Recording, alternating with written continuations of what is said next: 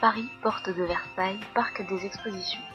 Bienvenue au monde du jeu, le grand rendez-vous de la rentrée pour les joueurs.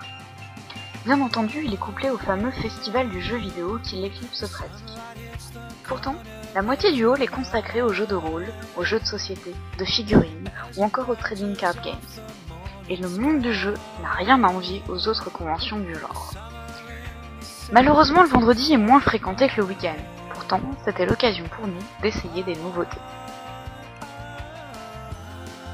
Sur le grand stand d'Asmodée, on pouvait essayer beaucoup de leurs grands classiques, comme Time's Up, que tout le monde connaît. Mais d'autres aussi moins connus, comme Identique, un jeu de dessin qui promet des fous rires mémorables.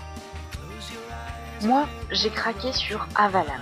Avalam, c'est un jeu de stratégie simple et haut en couleur, très addictif. Et dans le même esprit, il y a aussi Robotory, un jeu de stratégie de poche qui a su séduire énormément de joueurs. Plus loin, Smart Games présentait des jeux conçus pour une personne, à mi-chemin entre casse-tête et le jeu de société.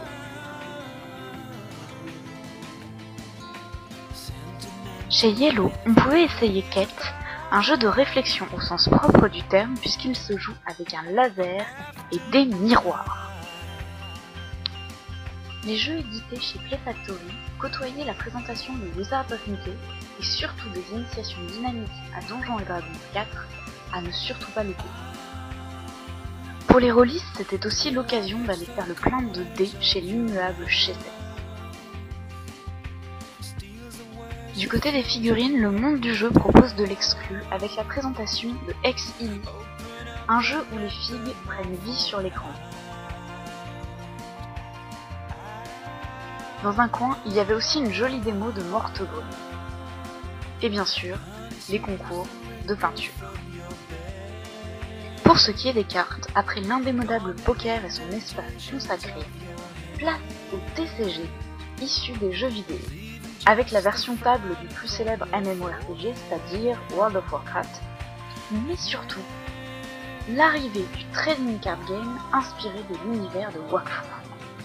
Le petit frère de Dofus s'est payé un joli stand pour faire découvrir son jeu. Vous connaissez ma passion des cartes, et même si leur méthode d'apprentissage était, comme vous pouvez le voir, pour le moins ludique et originale, je n'ai pas testé.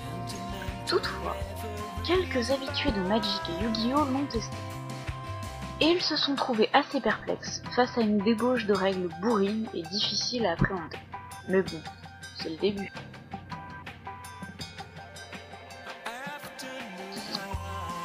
Le monde du jeu m'a plu, comme vous l'avez vu, j'ai pu découvrir beaucoup de jeux.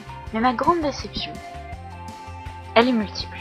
Les conférences, d'abord, se sont avérées légèrement inutiles malgré une grande place réservée aux jeux de rôle grandeur nature.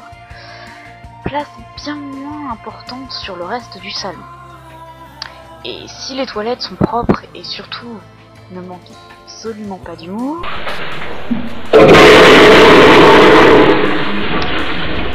il manquait aussi un distributeur, ce qui a fait manquer beaucoup de ventes à nos exposants. Au final, le plus énervant, c'est que le monde du jeu n'est plus qu'une petite partie confidentielle du festival du jeu vidéo. Une déception partagée par tous les joueurs, bien que l'accès au festival soit tout de même intéressant. Mais ça, nous le verrons dans un prochain reportage.